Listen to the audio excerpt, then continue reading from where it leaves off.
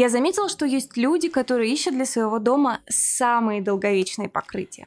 Краска на стенах должна быть бронированной, фасады кухни пуленепробиваемыми, а столешница всегда должна быть готова встретить внезапный удар топора. В этом ролике мы поговорим про интерьерные материалы для стен, пола, мебельных фасадах и тканях с повышенной прочностью, устойчивостью к стираемости и прочими антивандальными свойствами. Начнем с кухни. Про столешницы, в том числе антивандальные, я уже записывала фундаментальный ролик практически на полчаса. Можете изучить его после. А вот отдельно про фасады я, кажется, еще ничего не записывала. Так вот, в своей интерьерной практике я чаще всего использую обычные МДФ фасады с эмалью, заколированные в нужный тон по номеру. Мы так делаем заказчикам, да и я сама с такими живу. Несмотря на широкую повсеместную распространенность эмалевых фасадов, в мебельной индустрии считается, что фасады с эмалью не отразят нападение с копьем. Однажды вообще был случай, когда заказчица несколько томительных месяцев ждала кухню из Италии, а потом в первые дни после установки кухни случайно сколола эмаль. Это достаточно обидненько. Впрочем, фасады всегда можно снять и заменить, поэтому это все-таки трагедия не самая большая. Вообще ремонт прекрасен тем, что это не реанимация и ничего действительно драматичного и невосполнимого во время ремонта произойти не может.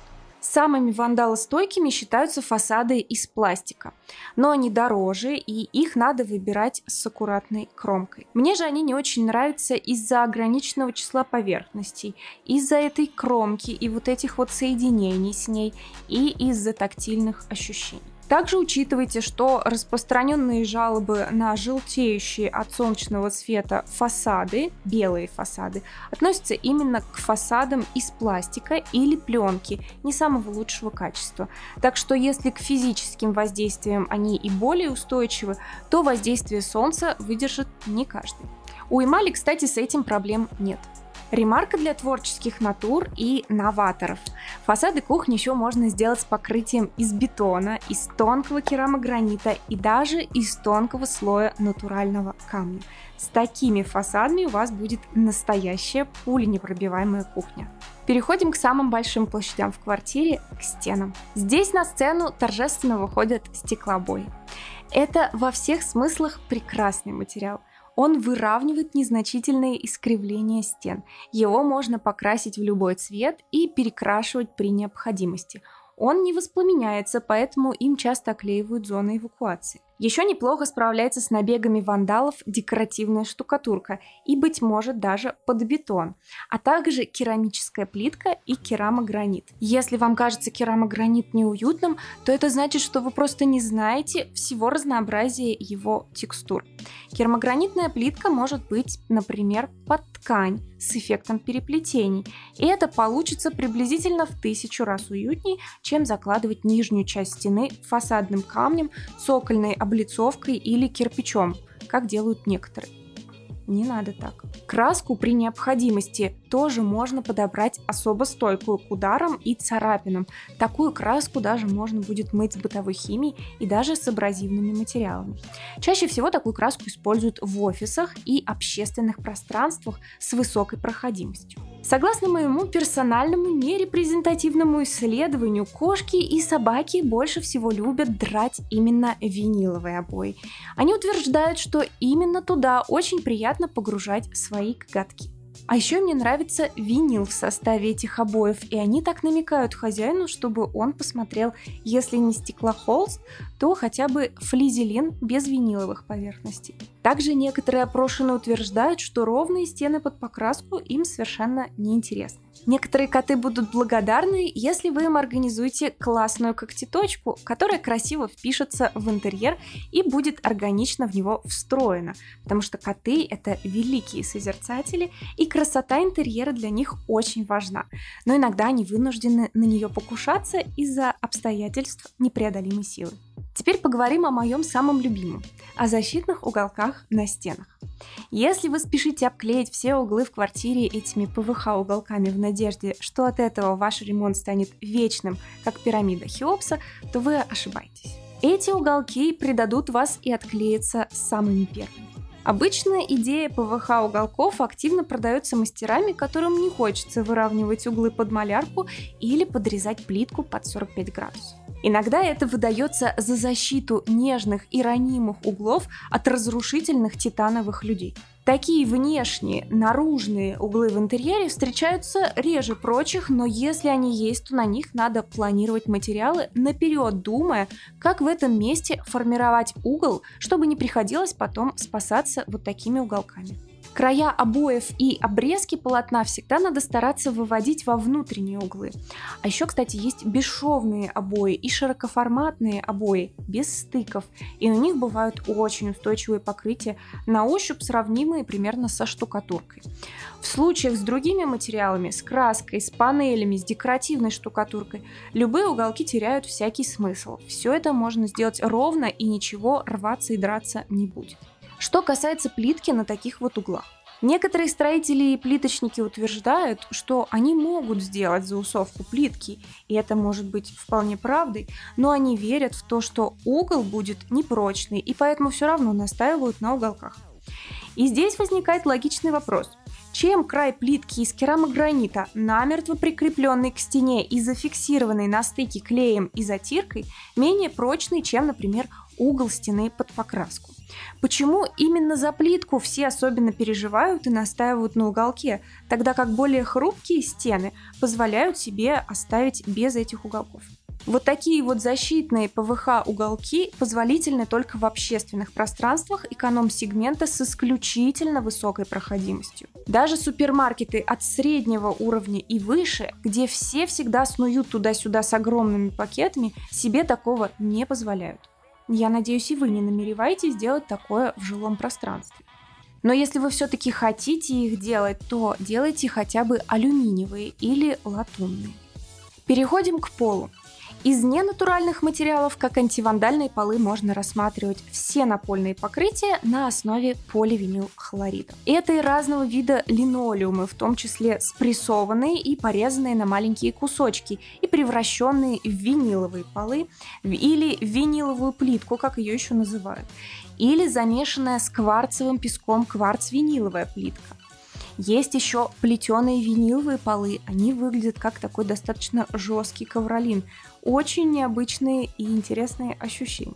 Я все подобные ПВХ покрытия в проектах не использую и клиентам не рекомендую, потому что ПВХ материал достаточно вредный, который и так окружает нас повсеместно, и его присутствие в квартире лучше не приумножать, как бы пиарщики всех заинтересованных производителей и продавцов не пытались убеждать в обратном. К тому же стоит прочное ПВХ-покрытие так дорого, что в этом ценовом сегменте можно рассмотреть и более приятные тактильно натуральные материалы. Из натуральных материалов первым приходит на ум паркетная доска. Конечно, если вы ищете напольную доску, устойчивую к танковой гусенице, то ваши попытки тщетны. Дерево – это материал достаточно мягкий. Вот таблица твердости древесины, но паркет из самых твердых пород дерева будет стоить космических денег. Хотя лично мне кажется, что паркет и был создан для того, чтобы со временем покрыться вмятинками в служении вам. Таково его предназначение, если хотите. И в этом-то и есть его красота. Но не обо мне сейчас. В общем, деревянные полы не относятся к вандалоустойчивым материалам. Из натуральных неплохо ведет себя пробковый пол, но, внимание, без печатного верхнего слоя, потому что печатный слой на пробке – это ее слабое место. А вот пробковый пол под лаком без принта довольно прочен, не проминается и к тому же устойчив к влаге. Пробка гораздо теплее ламината, керамики и виниловых полов, поэтому прекрасно подходит в детские. Помню, как я сравнивала ощущения, стоя одной ногой на пробке, а второй на ламинате, и была до восторга поражена этому различию. Можно почувствовать разницу без термометра. Отличить прочный пробковый пол от того, который повредится от мебели и каблуков, можно с первого взгляда, имея в наличии образец, который вы можете потестировать, и здравый смысл. Керамогранит сам по себе очень прочен, но вот бабушка керамогранита, глазурированная керамическая плитка, может подвести как раз в районе верхнего покрытия, которое можно сколоть или затереть, если несколько десятков лет шваркать по нему тапками. Хотя оба этих материала прочны и относятся к максимально антивандальным полам. Прочнее только в асфальт все укатать. Скорее вы о них всю посуду перебьете, чем дождетесь их капитуляции. Тут есть важный момент. Керамогранит и плитка делятся на напольную и настенную, и важно их не перепутать. И если напольную еще можно положить на стены, то настенная на полу может быстро дать понять, что не рассчитана на такие нагрузки. А вот для творческих натур придумали бетонные полы. Это такая стяжка с человеческим лицом. Эти стяжки шлифуют, лечат эпоксидными составами, полируют и пропитывают так, что они становятся пригодными для жизни. И хоть они будут холодными, на мой взгляд, это прекрасный вариант для квартир под сдачу, где можно основные зоны пребывания обуютить коврами, а потом, когда кто-то захочет жить в этой квартире основательно и сделать ремонт под себя, просто на эту стяжку можно уложить то напольное покрытие, которое будет по душе. Антивандальные ткани. Чаще всего антивандальные ткани для обивки мебели в салоне самые дорогие. Они всегда похожи на что-то бархатистое, потому что именно ворсинки удерживают грязь и влагу. У них всегда достаточно плотная основа, которую очень сложно зацепить или затянуть когтем или порвать. А еще сверху они пропитываются какими-нибудь водоотталкивающими пропитками и составами, которые вы, к слову, можете отдельно купить в магазине и обработать ей всю свою мягкую мебель. Чаще всего антивандальные ткани – это флок, микровелюр, микрофибра, искусственная замша и их родственники. Еще можно обратить внимание на циклы стираемости ткани.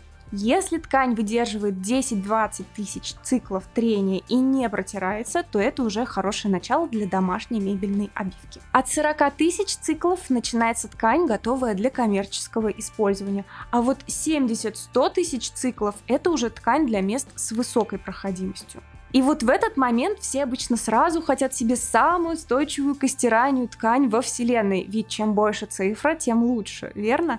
Надо понимать, что ценность этих циклов несколько переоценена. Начиная от тканей со стираемостью в 20 тысяч, вы практически не заметите разницу при бытовом использовании. Как бы вы ни елозили по своему дивану, наелозить 10-20 тысяч циклов в домашних условиях и стереть обивку дивана в труху вам едва ли удастся. Диван скорее порвется по шву, потеряет форму от сдавленного наполнителя или просто успеет вам надоесть прежде, чем протрется в центре полотна. Так что, выбирая ткань, правильно расставляйте приоритеты и не гонитесь бездумно за цифрами. Еще один эстетический момент. Не стоит брать бархатистые поверхности, на которых можно рисовать сердечки и оставлять всякие послания пальцами. Такие диваны всегда плохо выглядят в общей панораме интерьера. На нем постоянно появляются какие-то залысины и белесости из-за этого его свойства. И он выглядит старше своих лет. Большинство людей часто думает, что если они найдут самое долговечное покрытие, то смогут больше не переживать, и в жизни у них наконец-таки наступит покой. Поэтому они очень долго выбирают, сравнивают характеристики, что лучше к себе, а что лучше для сдачи в аренду, для детей, для собак, для кошек. У всех разные причины, но все искатели антивандальных материалов часто мучаются так, что даже я чувствую их мучение. Чаще всех озабочены поиском антивандальных материалов люди, которые хронически переживают о прошлых решениях и регулярно о чем-нибудь сожалеют. Им тяжело принять решение именно потому, что они знают, что если они в чем-то ошибутся, то будут бесконечно себя изъедать. Проблема в том, что идеальных решений не существует, как и иммунитета от ошибок. Испортить можно любой материал. Да и вообще весь ремонт начинает портиться в тот же миг, как строитель заберет с объекта свою последнюю стремянку. На первой уборке можно поцарапать краску. На вечеринке в честь новоселья можно сколоть итальянский фасад. Это у всех так, и это абсолютно нормально. В один новый ремонт нельзя войти дважды. И хоть я очень люблю красивые пространства и отдыхаю в них душой, я не сокрушаюсь, если я вдруг замечу какую-нибудь новую вмятину или черточку. Ничто физическое не вечно. Вечными могут быть только психические мучения от сожалений. И если хотя бы несколько человек, которые посмотрели это видео, подумают: «Ой, а что, так можно было не переживать о вечности материалов?» чуть-чуть расслабиться и сохранят энергию для более важных в жизни вещей, я буду очень рада.